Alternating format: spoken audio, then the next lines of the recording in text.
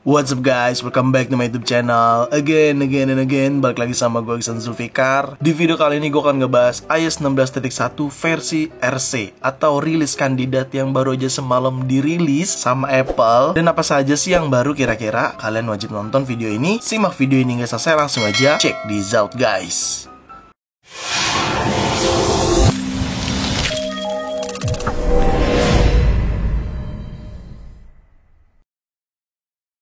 Ya, semalam atau tepatnya di dini hari tadi, Apple resmi merilis iOS 16.1 versi RC atau rilis kandidat. Bukan hanya iOS 16.1 aja, tetapi adanya iPadOS 16.1 versi RC, watchOS 9.1 RC, macOS 13 atau Ventura RC, tvOS 16.1 RC, dan HomePodOS 16.1 RC. Dan ada juga untuk pengguna iOS 15 dirilis iOS 15.7.1 RC, dan ada iPadOS 15.7.1 RC. Disclaimer dulu, ini adalah versi RC, bukan versi publik resmi, jadi ini belum versi resminya. Ya, meskipun tipis-tipis sih sama versi resmi. Emang versi RC itu apa sih bang? Ya, versi RC itu adalah versi dimana satu version sebelum final. Ya, jadi kalau misalkan minggu besok tanggal 24 dirilis resmi, nah sebelumnya akan ada versi RC kayak gitu. Ya sebenarnya ini memang tipis-tipis ya versi RC ya. Untuk pengguna versi RC, kalian tinggal delete profile betanya aja di bagian setting, lalu ke general, lalu kalian ke VPN, DNS, and device management, dan ini kalian remove aja versi betanya ya, maka kalian sudah di iOS 16.1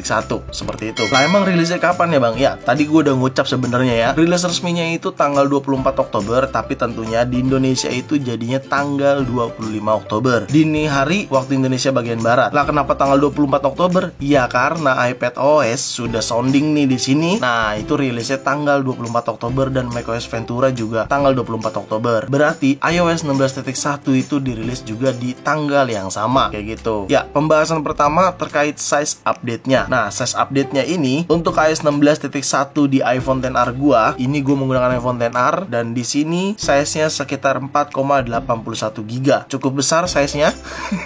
Dan bahkan gua cek-cek di berita-berita untuk versi 14 series justru jauh lebih gede lagi, bisa sampai 5 GB. Tapi ya nggak apa-apa menurut gue ya.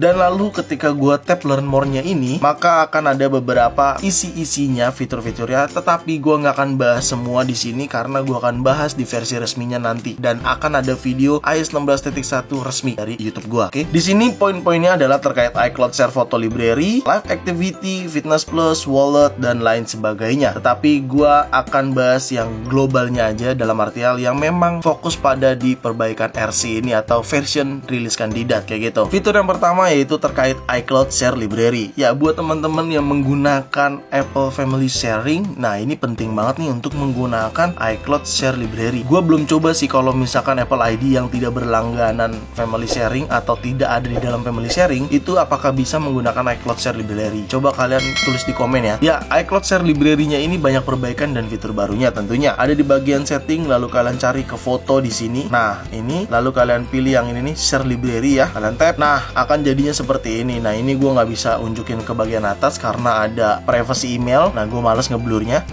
Ya, di sini kalian bisa lihat ya, adanya share library suggestion, sharing from camera, ada delete share library ya. Dan apabila kalian pilih sharing from camera seperti ini, nah kayak gini ya, ada isinya share automatic atau share manual atau share when at home ya. Jadi kalian bisa pilih fitur-fitur yang ingin kalian aktifkan. Oke, adanya share library suggestion, kalian bisa add orangnya langsung ya, kira-kira nanti dia akan ngebaca foto orang tersebut yang ada di foto tersebut. Kalian bisa add people aja, contohnya kayak gini ya. Jadi dia akan bisa langsung nge-add people yang tidak ada di share library kalian kayak gitu. Lalu balik ke aplikasi fotonya. Di aplikasi fotonya pun seperti ini. Nah, kalian bisa lihat di sini ada beberapa foto yang ada badge-nya, dimana ini sudah share library ya foto tersebut, dan kalian bisa atur semua di menu paling kanan atas ini nih, yang menu titik 3 ini. Seperti ini kalian tap, adanya share library badge ya, personal library, share library seperti itu. Dan kalau kalian pengen jadikan ini share, itu gampang banget, kalian tinggal select seperti ini, tap dan tahan, lalu kalian move to share library. Oke, kelihatan lah ya. Nah kayak gini, move to share library, dia akan langsung jadi kayak gini. Dan sebenarnya ini juga adanya di aplikasi kamera kayak gini. Di ujung kiri atas adanya icon share library, kalian tinggal aktifkan, maka akan jadinya seperti ini. Apabila kalian disable akan seperti ini ya. Jadi foto tersebut akan saling sharing ke orang yang sudah kalian add, dimana foto tersebut juga akan ada di iPhone kalian serta di iPhone orang yang sudah kalian add jadi iCloud Share Library library seperti itu. Detailnya akan gue cobain di versi resmi ya. Ya, selanjutnya itu live activity. Nah, sebenarnya live activity itu tidak hanya pada lock screen aja ya ternyata ya. Kayak gini nih contohnya nih live activity. Nah, ternyata live activity itu juga akan berjalan pada Dynamic Island di iPhone 14 Pro ya. Jadi buat teman-teman pengguna iPhone 14 Pro, pastikan nanti kalian sudah update iOS 16.1 paling terbaru pastinya nantinya ya, karena itu akan berjalan. Nanti akan gue cobain lah di 14 Pro gua, karena di video ini gue lebih bahas KRC aja, tapi gue kasih tahu aja terkait live activity cukup oke banget menurut gue. Dan bahkan pada bagian setting terkait Apple TV di sini, nah di sini ada nih show sport score ya. Jadi kalau misalkan kalian ke bagian channel sport pada aplikasi Apple TV ya, kalian bisa live score pada live activity. Cuman gue di sini belum kebagian, makanya gue cuman menggunakan yang tax aja, dan ini pakai third party ya, atau aplikasi pihak ketiga kayak gitu. Tapi so far oke lah untuk live activity-nya. Selanjutnya Apps Fitness Plus. Aplikasi ini sudah support ya untuk pengguna iPhone di mana tanpa menggunakan Apple Watch. Maksudnya gimana bang? Ya lu ketika ingin menggunakan fitur Fitness Plus ini, ya kalian nggak perlu menggunakan Apple Watch atau nggak perlu memiliki Apple Watch lebih tepatnya. Kalian sudah bisa menggunakan fitur Fitness Plus ini. Tetapi ya kalian harus berlangganan kayak gitu. Ini ada untuk free 3 bulan sih buat teman-teman yang belum coba langganan. Dan ini buat teman-teman yang ingin workout dan lainnya, bisa nonton video-video ini dan kalian bisa ikutin semua session-session pada Fitness Plus ini kayak gitu. Lalu selanjutnya release note iOS 16.1. Nah, ini dia release notes-nya. Ya, ini release notes-nya ya. Ini versi RC release notes-nya. Home known issue, memory allocation yang gak jauh beda lah ya dengan beta sebelumnya, yaitu beta 5. Dan ada juga update security pada iOS 16.1, di mana update security ini cukup sangat-sangat signifikan untuk buat pengguna iPhone ya, karena ini pastinya sama-sama pentingnya untuk penggunaan kita sehari-hari kayak gitu. Oke, selanjutnya kita akan bahas performance. Nah, ini yang gue paling kaget banget sih. Performance pada iOS 16.1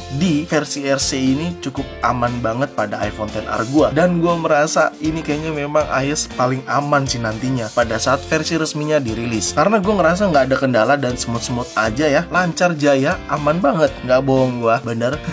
Jadi gue berharap versi resminya nanti pada saat dirilis akan tetap aman ya. Karena ini masih versi RC atau rilis kandidat seperti itu. By the way, kalau ngomongin performance, nggak afdol kalau kita nggak sekalian tes benchmark ya. Di sini gue menggunakan Geekbench. Nah, ini untuk kita tes benchmark ya. Kalian bisa lihat di sini gue sudah iOS 16.1 dan iPhone XR, chipsetnya A12 Bionic serta RAM-nya 2,77 GB. Ya udah, langsung aja kita tes benchmarknya, kita pilih dan run benchmarknya. Ya, kita tunggu prosesnya ya. Ya, ini dia hasil skornya. Untuk single skornya di 1110 dan untuk multicore-nya di 2573. Untuk single score ini menurun ya menurut gue ya, karena di beta 5 di iOS 16.1 beta 5 single score-nya itu 1111, cuma turun 1 doang sih. Dan untuk multicore-nya justru versi RC ini atau rilis kandidat iOS 16.1 ini justru lebih tinggi daripada beta 5. Kalau beta 5 itu di 2542 kayak gitu. Jadi menurut gue memang mungkin karena ini sudah mau rilis resmi, jadi ya ada perbedaan sedikit. Yang penting performance experience-nya tetap aman. Menurut gue ini cuma angka aja sih. Jadi ya udahlah ya, biarkan aja. Yang penting penggunaannya sehari-hari itu aman-aman aja terkait performance-nya. Seperti itu cuy. Lalu selanjutnya kita akan bahas baterai pada iOS 16.1 versi RC ini di iPhone XR tentunya. Ya, langsung aja. Ya, di sini kalian bisa lihat baterai gua ini sudah di 55%. Kelihatan nggak ya? Harusnya sih kelihatan lah ya, 55% baterainya. Kita cek lewat control center. Nah, ini 55% baterainya saat ini. Kita cek aja langsung ke bagian setting, lalu ke bagian baterai di sini. Nah, ini dia, kita ke baterai dan kalian bisa cek di sini. Nah, ini dia aktivitas gua. Cukup awet menurut gua ya dibanding versi beta sebelumnya. Kalian bisa lihat terakhir charger itu jam 3 pagi dini hari tadi, dan jam 11 siang ini masih di 50%. Menurut gua ini cukup irit banget dan awet banget ya. Ya gimana ya, namanya juga iPhone XR, unitnya juga udah cukup lama. Tapi bagi gua untuk ukuran XR di versi RC ini ya ini cukup irit menurut gua. Dari awal gua bahas beta, gua nggak terlalu gubris banget terkait versi beta untuk baterainya, dan gua nggak berharap banyak terkait baterai pada versi beta ataupun versi RC karena pastinya akan ada perbedaan tentunya kayak gitu. Jadi menurut gue ini baterai aman banget, dan kalian bisa lihat screen on time-nya di 6 jam ya, di 6 jam screen on time-nya. Ini nice banget sih ya, cukup awet banget. Jadi gue nggak sabar nih 14 Pro menggunakan iOS 16.1 nih. Oke, di sini kita cek baterai health and charging ya. Di sini kita cek aja. Nah, baterai health gua masih di 80% 62%, masih aman banget. Ada satu fitur yang ternyata nggak kebagian di iPhone XR, tapi nanti gue akan bahas di versi resminya. Sabar, kalian tunggu aja tanggal 24-25. Ya, tetapi di sini untuk baterai health gue nyatakan aman, dan buat teman-teman udah nggak perlu khawatirkan lagi baterai health, oke? Karena kapanpun, dimanapun baterai health itu pasti akan turun. By the way, sedikit informasi aja buat teman-teman. Ya, semalam Apple juga merilis iPad Pro, dan Apple TV. Nah, rilisnya lucu banget nih. Pokoknya tiba-tiba gitu. Nggak ada Apple event, jadi tiba-tiba nge-publish aja video di YouTube channelnya Apple di sini. Kalian bisa lihat.